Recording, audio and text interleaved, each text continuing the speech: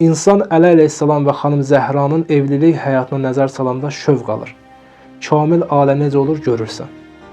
Bir-birinə qarşılıqlı məhəbbət, ailədə olan kamil ehtiram, bir-birinə olan kamil ehtiram, ailədə olan fədakarlıq, mehribançılıq.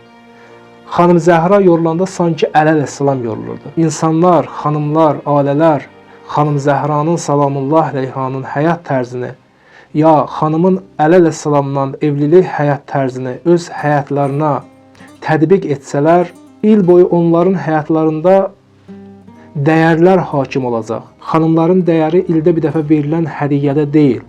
Xanımların dəyəri, ailələrin dəyəri il boyu bir-birlərinə olan məhəbbətdir. Xanıma olan məhəbbətdir, xanımın öz həyat yoldaşına olan məhəbbətdir. Bir-birinə qarşılıqlı ehtiramdır, hörmətdir. Bir-birinə qarşı fədakarlıqdır.